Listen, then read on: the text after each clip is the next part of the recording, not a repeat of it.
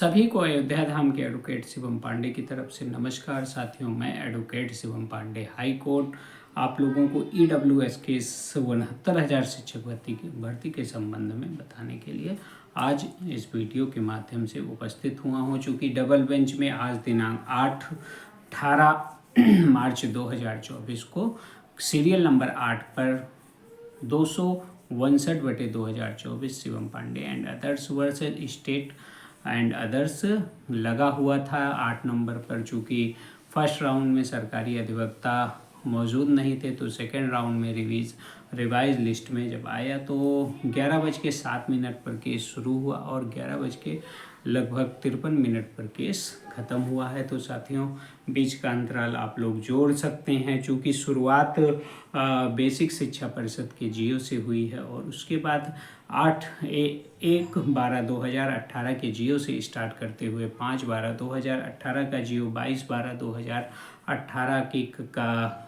साइट्रेशन और प्लस जो मोहित सिंह का ऑर्डर और देवेंद्र कुमार का ऑर्डर था जो अर्हता की चीज़ें रखी थी, उन सभी चीज़ों पर आगे बढ़ते हुए 6 जनवरी 2019 को परीक्षा हुई और 7 जनवरी 2019 को जब 60-65 का रिजल्ट घोषित किए कट ऑफ घोषित किया गया, यहाँ से चीज़ें स्टार्ट हुई। उसके बाद 12/1/2019 को भारत सरकार ने अडॉप्ट किया 103वां संविधान संशोधन। यहीं से फिर आगे बढ़ते हुए हमने माननीय उच्च न्यायालय डबल बेंच को 2 फरवरी 2019 के सरकार के रोस्टर को दिखाया और वहाँ के जो है प्रणाली को दिखाया, जो अध्यादेश को दिखाया कि 2 फरवरी 2019 से EWS आरक्षण लागू माना जाएगा और 1 अप्रैल 2019 से EWS सर्टिफिकेट बनना स्टार्ट हो गया। फिर हम आगे बढ़ते हुए 13 अगस्त 2019 के जियो पर आते हैं और सरकार ने जो रोस्टर अडॉप्ट किया और SC ST OBC और विभिन्न प्रकार के जो रिजर्वेशन मिल रहे थे, उन रिजर्वेशन के साथ साथ EWS का 10% कोटा रिजर्वेशन के माध्यम से जो सवर्ण अभ्यर्थियों को मिलने वाला है, उसके लिए एक जियो जारी किया। उस जियो के माध्यम से यह बताया कि यह 2 फरवरी 2019 को लागू होगा और इसका एक्ट प्रारूप बन रहा है और बन के जल्दी तैयार होगा। फिर धीरे धीरे आगे बढ़ते हुए हमने सारे साइट्रेशन दिए। उसके बाद 2019 और 16 मई 2020 के पहले के जितने भी माननीय उच्च न्यायालय या सर्वोच्च न्यायालय के आदेश थे, उन आदेशों को माननीय उच्च न्यायालय डबल बेंच में अश्विनी मिश्रा जी की बेंच में, रिजवी जी की बेंच में रखा गया और लगभग 10 से 12 आदेश कोर्ट को पकड़ाए गए हैं और 6 से 7 भर्तियां जो विभिन्न स्टेटों में पूरित की गई हैं, उनके रिजल्ट के साथ उनको दिया गया है। उत्तर प्रदेश में ब्लॉक डेवलपमेंट खंड शिक्षा का जो आया था, आप लोग जानते हैं, तो एजुकेशन ऑफिसर का और सांख्यिकी का, UPSC का और UPPCS का, तो विभिन्न उत्तर प्रदेश की भर्तियों को उनके रिजल्ट के साथ प्रस्तुत किया गया है। फिर उसके बाद हम आगे बढ़ते हुए 12/5/2020 को जब रिजल्ट जारी हुआ उस पर आते हैं और उसके बाद फिर हमारे द्वारा 13 मई 2016 का जियो, उसके बाद जो संशोधित 16 मई 2020 का जियो था और उसके बाद तुरंत संशोधित 18 मई 2020 का जियो दिखाया गया, जिसमें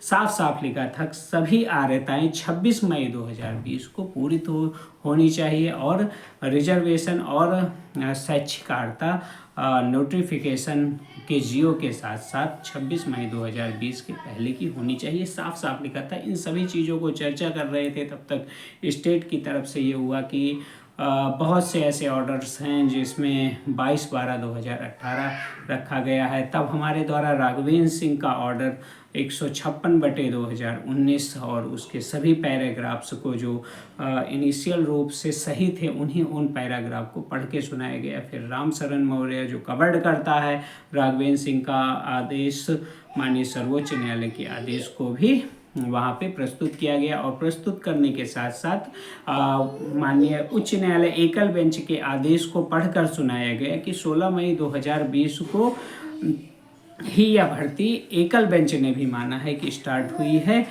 इसलिए यह विवाद तो अब बिल्कुल रह ही नहीं गया है। और अगर इसके भी अलावा कि कोई और सरकार के पास तथ्य हो तो वह दे, तो तुरंत जज साहब थोड़ा सा एंग्री वेशभूषा में कहे कि हाँ, जैसा भी है आप लोग पूर्ण तैयारी के साथ आइए। ये क्या है कि अभी जो है जो चीज़ें हो चुकी हैं एकल बेंच में और आदेश में स्वतः लिखा हुआ है, उस पर कैसे आते हैं। और फिर एक्ट पर आते ही जज साहब ने कहा है कि एक्ट पर आप लोग बहस करेंगे तो ये मान के चलिए कि स्टेट हारी हुई है, क्योंकि एक्ट स्वयं कह रहा है कि 2 फरवरी 2019 से ईडब्ल्यूएस आरक्षण लागू हुआ है। और एक कठोर शब्द में कहा, और सरकारी वकील 2-3 वकीलों के भी नाम लिए, पुष्पंडा शाही जी के भी नाम लिए, चूँकि 12/091 में अभी जल्दी में उन्होंने स्टेट को रिप्रेजेंटेशन किया था। तो कहा आप स्टेट की तरफ से लड़ते हैं, आप लोग तैयारी करके आइए। आप कुछ भी बोलने से पहले यह देखिए कि यह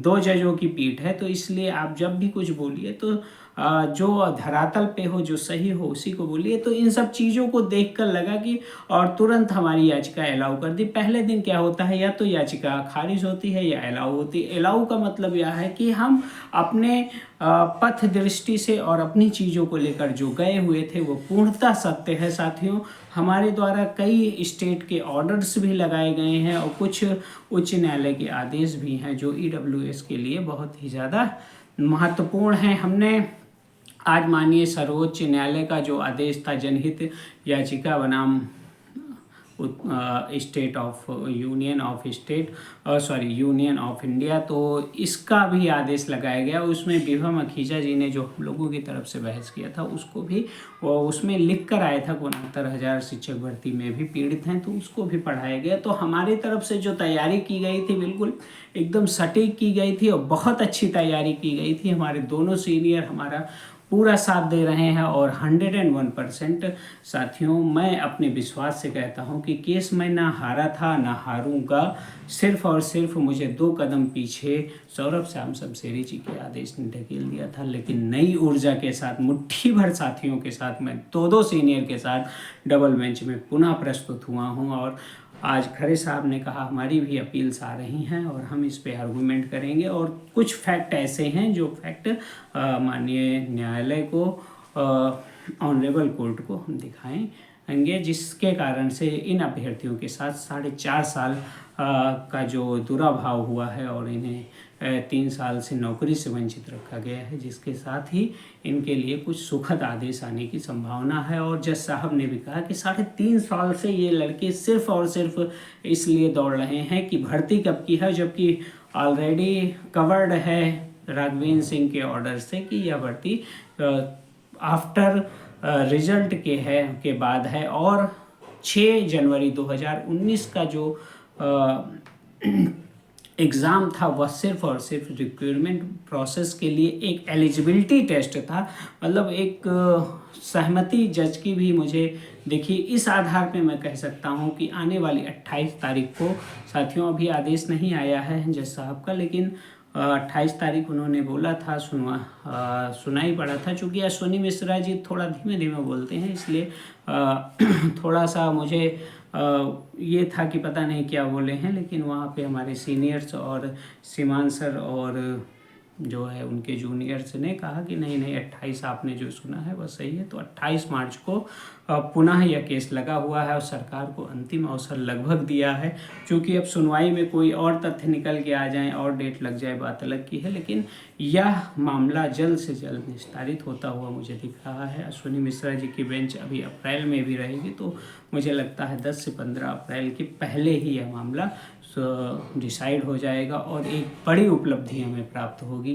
तब तक के लिए आप लोग धैर्य बनाए रखें। आपका advocate Shivam Pandey, high court. जय श्री राम, जय हनुमान, जय महाकाल। आप सभी का दिन शुभ हो। आने वाले समय में आप सभी को मेरे साथ सहायक अध्यापक के रूप में नौकरी प्राप्त हो, इन्हीं शुभकामना के साथ पुनः नमस्कार, धन्यवाद।